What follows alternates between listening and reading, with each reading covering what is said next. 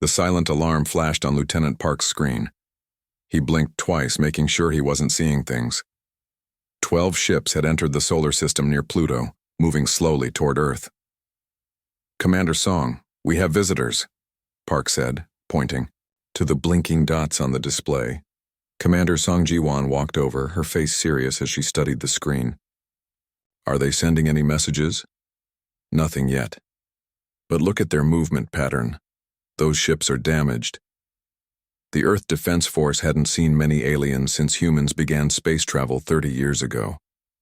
Most encounters had been peaceful trading, missions or scientific exchanges. This was different. "Open a channel," Song ordered. "All frequencies." A moment passed before their screens flickered to life. The alien had blue-gray skin with faint glowing patterns. Its large eyes looked tired. "This is Tae-hoon of the Novali fleet. We come seeking help." The alien's voice sounded rough through the translator. "Our people are dying. We have nowhere else to go." Commander Song kept her face neutral. "This is Commander Song of Earth Defense. Why have you come to our system specifically?" Tae-hoon lowered his head. "Yours is the 18th system we have approached. All others turned us away." Within hours, the situation reached Earth's United Council. They decided to send Captain Kim Mina on the diplomatic vessel Mercy to meet the aliens directly. "This is reckless," General Yu argued during the briefing. "We know nothing about these Novali, or why they were rejected elsewhere." Captain Kim stood firm. If they wanted to attack, they wouldn't arrive in damaged ships asking for help. The Mercy approached the alien fleet cautiously. Up close, Captain Kim could see the extensive damage. Some ships had huge holes in their hulls, patched with different materials. Others had engines barely functioning. When Tae-hoon appeared on the view screen again, Captain Kim noticed how the patterns on his skin pulsed weakly. "Thank you for approaching us, Captain," Tae-hoon said. "Most flee when they learn what happened to us." "And what did happen?" Kim asked. Tae-hoon's story unfolded slowly. The Novali had once been respected members of something called the Galactic Concord, an alliance of many space-traveling species. But 5 years ago, a strange virus began affecting their population. At first, the Concord helped search for a cure, Tae-hoon explained. But when the virus proved difficult to treat, they grew afraid. They voted to quarantine our entire species on our home planet. "They left you to die?" Captain Kim couldn't hide her shock. "Yes. They placed automated weapons platforms around our world to prevent any ship from leaving. We were the only fleet away from home when the quarantine began. We've been searching for help ever since." Captain Kim studied the alien's face. Her instincts told her he was telling the truth. "How many of your people are aboard those ships?" "Just over 30,000, Tae-hoon replied. "All that remains of our colony fleet." The Mercy's medical officer, Dr. Bay, joined the conversation. "This virus, is it contagious to other species?" "No," Tae-hoon said firmly. "The Concord confirmed this before abandoning us. It only affects Novali biology. But fear is stronger than science sometimes." Captain Kim made her decision. "I will escort your fleet to Mars orbit. We have research facilities there where we can learn more about your situation while keeping both our peoples safe." The communication ended and Captain Kim turned to her crew. "Send word to Earth. Tell them we're bringing guests." The journey to Mars took 3 days. During that time, 2 more Novali ships lost engine power and had to be towed. Captain Kim visited one of the vessels and saw the conditions firsthand. Families crowded into small spaces, children with dimly glowing skin patterns, adults working tirelessly to keep life support systems running. When they reached Mars orbit, Earth scientists had already prepared temporary habitats.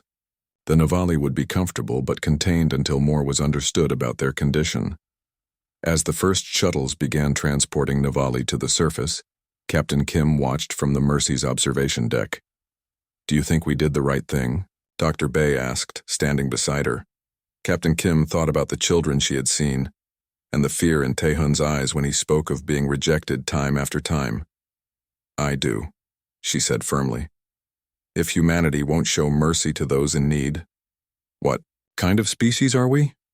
Below them, the red planet grew busy with activity as the first Novali set foot on their temporary home. None knew that their arrival would soon change Earth's place in the galaxy forever.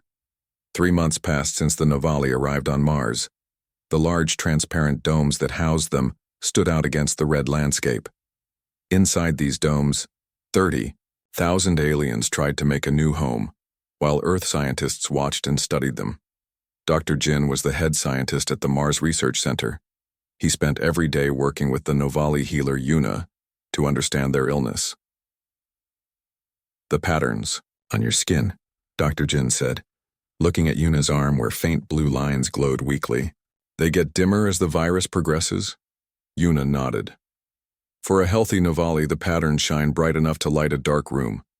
Mine have been fading for 2 years." In his laboratory beneath the Martian surface, Dr. Jin made a discovery. He rushed to the communication center to call Captain Kim on Earth. "The virus targeting the Novali," he explained, excitement in his voice, "shares similarities with diseases humans overcame centuries ago, and our immune systems appear naturally resistant." "Can we help them?" Captain Kim asked. "I believe so. But I'll need more time and resources." On Earth, people argued about the aliens. Some welcomed them while others feared what might happen. "We cannot risk everything for these strangers," Counselor Huan said during a global meeting. "What if the Galactic Concord comes looking for them? We barely have space travel. They have weapons we can't imagine.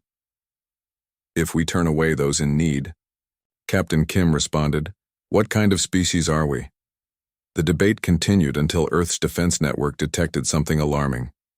A large ship, unlike any human vessel, appeared at the edge of the solar system. Captain Kim rushed to meet with Tae-hun, who had remained on Earth as the Novali ambassador. "A Concord scout ship has entered our system," she told him.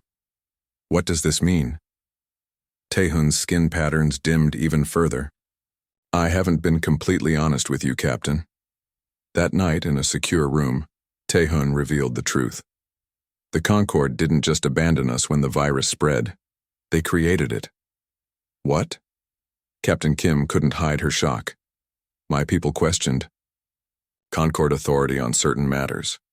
We asked why smaller species had no voice in decisions. The leadership decided to make an example of us."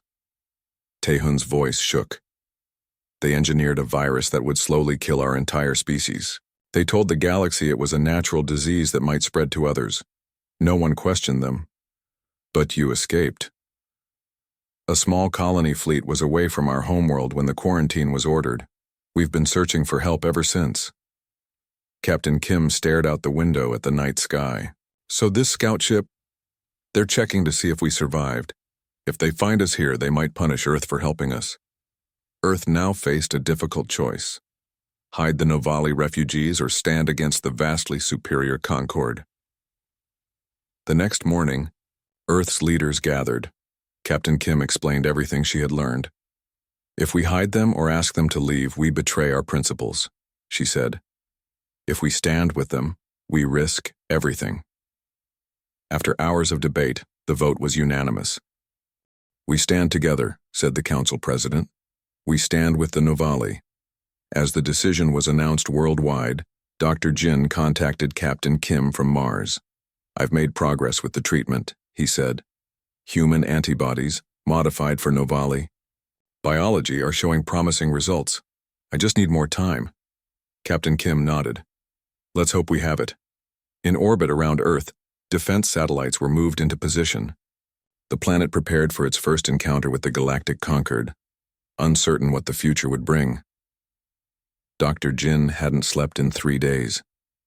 His lab on Mars was filled with test tubes, microscopes, and screens showing complex patterns. He rubbed his tired eyes and looked again at the sample under his microscope. "It's working," he whispered to himself. The modified human antibodies were attacking the Novali virus, clearing the infected cells. Across the table, Yuna watched him with hope in her large eyes. Over the past weeks, they had worked side by side, sharing knowledge about Novali biology and human medical science. "Are you sure?" she asked, her voice soft. Dr. Jin nodded and motioned for her to look through the microscope. "See for yourself." As Yuna examined the sample, the patterns on her skin glowed slightly brighter with excitement. This could save my people. The door to the lab opened and Captain Kim walked in. She had returned to Mars after the Earth Council's decision to protect the Novali. "How is it going?" she asked. Dr. Jin stood up straight, fighting his exhaustion. "We've had a breakthrough. The treatment works in lab tests. We need to try it on a living patient." All eyes turned to Yuna. She had been the first to volunteer. "I'm ready," she said. The next day, in a special medical room, Yuna lay on a bed surrounded by equipment. Dr. Jin carefully prepared the injection of modified human antibodies. Captain Kim and several Novali elders watched from behind a glass wall. "This might feel cold," Dr. Jin said as he injected the serum into Yuna's arm. For the first hour, nothing happened. Then, slowly, the patterns on Yuna's skin began to glow brighter. By evening, they shone with a vibrant blue light that hadn't been seen among the Novali in years. Word spread quickly through the settlement. The next morning, a line of volunteers waited outside the lab. "We can't treat everyone at once," Dr. Jin explained to Tae-hun, who had returned from Earth. "We need to make more of the serum and monitor Yuna for any side effects." But Yuna had no side effects. She felt stronger each day, and her skin patterns glowed like stars. Within a week, Dr. Jin had treated 50 Novali. Within a month, 500. Hope spread through the domes as quickly as the treatment. Then something incredible happened. In the largest dome, where the first treated Novali lived, a child was born. It was the first Novali birth in 5 years that didn't show signs of the virus. The baby's skin patterns glowed with health and vitality. Captain Kim was there for the celebration. The entire settlement gathered to see the child. "She is proof that we have a future," Tae-hun said, his voice breaking with emotion. As the Novali celebrated, Earth prepared for war. The Concorde ship had sent an ultimatum: surrender the contaminated species or face isolation from galactic society. Admiral Moon of Earth's Defense Force met with Captain Kim on the orbital station. "We're outgunned," the Admiral said bluntly. "Their technology is centuries beyond ours. But we have something they don't," Captain Kim replied. "Unpredictability. The Concorde follows strict rules and procedures. We don't." On Mars, Dr. Jin continued his work, racing against time. Every day more Novali received treatment. Every day their community grew stronger. Meanwhile, Tae-hun shared ancient Novali technology with Earth engineers. "Our ships contain defensive systems we never used," he explained. "They might help protect your world." The engineers marveled at the advanced technology. Within weeks, they had adapted some of it to Earth's defense satellites. As Earth prepared, an elder Novali named Hyun approached Captain Kim. His skin patterns had almost faded completely, but his eyes were sharp and clear.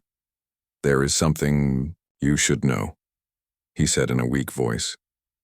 "Our oldest texts speak of this time." "What do you mean?" Captain Kim asked. "They speak of the young species with old souls who would save us when all seemed lost." Hyun's thin hand touched Captain Kim's arm. "Your people are barely space travelers, yet you show wisdom older civilizations have forgotten. The prophecy speaks of humans." Captain Kim didn't know what to say. She had never believed in prophecies. But standing there, looking at the elder, whose people had traveled across the stars seeking help, she felt the weight of his words. On the edge of the solar system, more conquered ships arrived. A fleet now gathered, their hulls gleaming in the distant sunlight. Earth's moment of truth approached.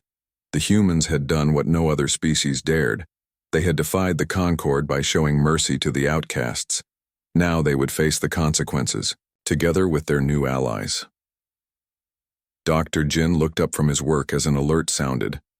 The conquered fleet was moving toward Mars. The conquered ambassador arrived on Earth's orbital station in a small, gleaming ship. It was a tall being with crystalline skin that caught the light and broke it into rainbow patterns. 4 Earth representatives met it in the main conference room. "I am Delegate Sorn of the Galactic Concorde," the alien said, its voice surprisingly soft. "I come with a final opportunity for your species to correct its error."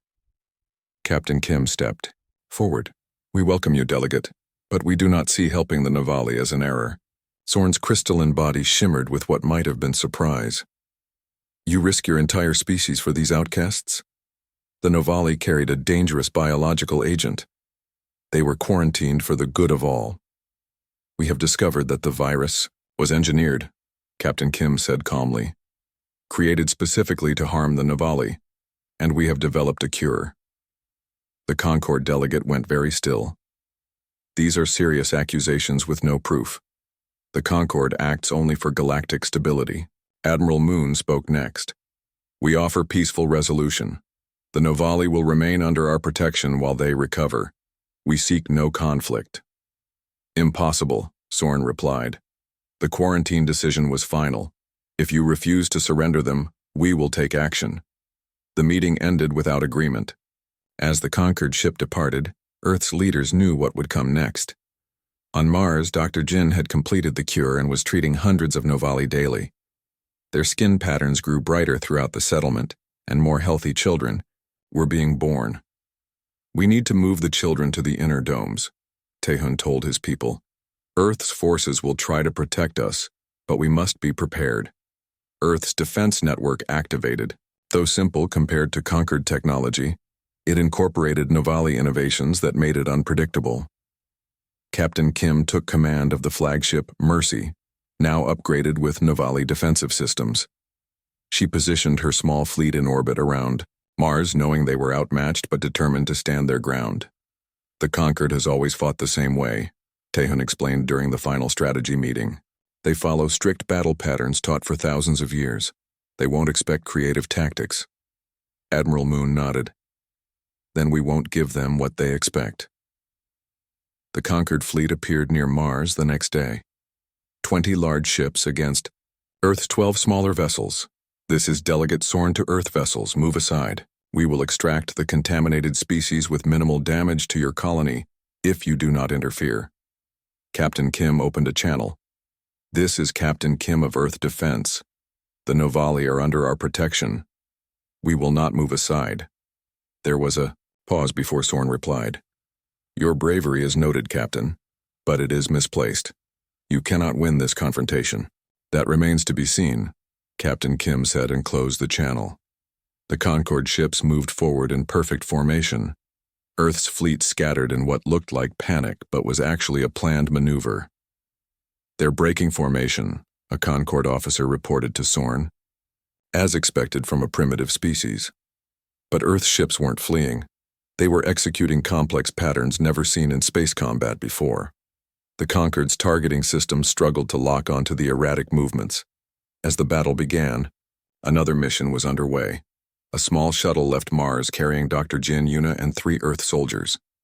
They approached the Concord flagship from below, in its sensor blind spot. Using Navali technology, they bypassed the ship's security and boarded undetected. Their mission: find proof of the Concord's crime and broadcast it to the fleet. In space, the battle continued. 2 Earth ships were badly damaged, but they had destroyed one Concord vessel and disabled another. The unexpected resistance confused the Concord commanders. Their tactics make no sense, Sorn said, watching the battle unfold. They should be forming defensive positions, not these random movements. On the flagship, Dr. Jin's team reached the central data core. Yuna connected a Navali device to the system. I'm searching for files about the virus project, she whispered as her fingers moved across the alien interface. A security alarm sounded, but it was too late. Yuna had found what they needed. Sending the data now, Dr. Jin said into his communicator. Aboard every ship in both fleets, screens suddenly displayed internal Concord files. The evidence was clear.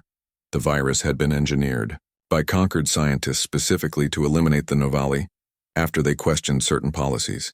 This is Dr. Jin of Earth, his voice broadcast across all channels. The evidence you're seeing proves the Concord created this disease to punish the Navali for asking questions. They were never a threat to anyone. In the command center of a Concord cruiser, Captain Minjae looked at the files in shock. Like many Concord officers, he had believed the official story. This is Captain Minjae of the Concord vessel Arbiter, he announced across the fleet channel. I will not participate in this atrocity. I am standing down. His ship powered down its weapons. Then another followed, and another. Soren watched in disbelief as his perfect fleet began to fall apart. 7 Concorde ships broke formation and powered down their weapons. Their captains refused to continue the attack after seeing the truth. The remaining ships hesitated, unsure what to do without the perfect unity they were used to. "This is Captain Minje of the vessel Arbiter," came the voice across communication channels. "The evidence is clear. Our leadership has violated the first law of the Conquered, to harm no species without just cause." Aboard the flagship, Delegate Soren watched his fleet fall into disarray. For the first time in his long life, he felt uncertainty. "The data must be fake," he insisted to his officers. "These primitives have tricked our ships." "The verification, codes are authentic," replied his second-in-command. "These are internal files from our highest council." Through quantum communication networks, the truth spread beyond the solar system. Other species who had accepted the story of the Novali quarantine now saw it was built on lies. Captain Kim seized the moment. "This is Earth defense to all conquered vessels. We propose a ceasefire to discuss a peaceful resolution." After hours of tense waiting, Soren agreed.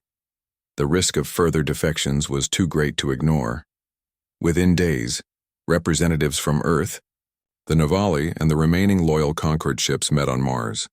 They gathered in the largest dome where the first healthy Novali babies played in the artificial sunlight. "The Conquered has stood for 10,000 years, Soren said stiffly. "One mistake does not invalidate our purpose." "But it wasn't one mistake," Taehun replied. "My people questioned policies that harmed smaller species. Instead of listening, your council decided to eliminate us." Messages arrived from distant worlds. Many species were now questioning Concord authority. Some had already declared independence. "Your empire is falling," Admiral Moon observed. "Not because we defeated you in battle, but because the truth has a power all its own." After days of negotiation, a settlement was reached. The Novali would remain under Earth's protection while they recovered. The Concord would face internal reforms, with Captain Minje and other defectors leading the change. When the meeting ended, Soren approached Captain Kim privately. "I do not understand your species," he admitted. "You risked everything for aliens you had just met. What did you hope to gain?" Captain Kim considered her answer carefully. "We gained nothing material, but we kept something precious. Our belief that all life deserves compassion." Soren's crystalline form shimmered as he processed her words. "I have lived for 3 centuries and traveled to 1,000 worlds. Yet I have never encountered this perspective." He turned to leave, then paused. "Your species is young but interesting." As the Concord ships departed, Earth celebrated not a military victory, but a moral one. They had stood against overwhelming odds and shown the galaxy a different way. 1 year later, the Mars settlement had transformed. The temporary domes were replaced with permanent structures. The Novali population, now fully cured, had grown, with the birth of healthy children. The cured Novali offered to share their advanced technology with humanity. "You showed mercy when you had nothing to gain," Taehun told the Earth Council. "We offer partnership in return." Earth scientists worked alongside Novali engineers to develop new energy sources, medical treatments, and faster ships. Humanity's progress leaped forward decades and months. More importantly, Earth became known throughout nearby star systems. Other species who suffered under conquered rule or faced hardships of their own began to send messages, asking if humans would show them the same mercy. Captain Kim stood with Taehun on Martian soil, watching Novali and human children play together under the open sky. The children had created a game that combined elements from both cultures. "My people had forgotten what hope felt like," Taehun said, his skin patterns bright and vibrant. "And my people needed to remember that compassion crosses all boundaries," Kim replied, "even the spaces between stars." She looked up at the sky where the first diplomatic vessels from 3 new alien species would soon arrive. "The Concord ruled through fear and power," Taehun observed. Earth might lead through something stronger. Not lead, Captain Kim corrected him. Partner. All voices heard equally. They had already begun drafting the charter for a new alliance, based on mutual aid rather than power. In distant star systems, ships of various designs changed course. Some carried refugees fleeing conflict. Others held scientists eager to share knowledge. All had heard the same story of a young species that faced down an empire to protect strangers. Earth had become more than a planet. It had become a word that meant sanctuary, a place where even those abandoned by the galaxy could find hope in humanity's mercy. As twilight fell on Mars, the lights of the settlement glowed like the patterns on Novali skin. Above, the stars shone, brightly, no longer distant and cold but full of new possibilities. The Endretre Claude can make mistakes. Please double-check responses.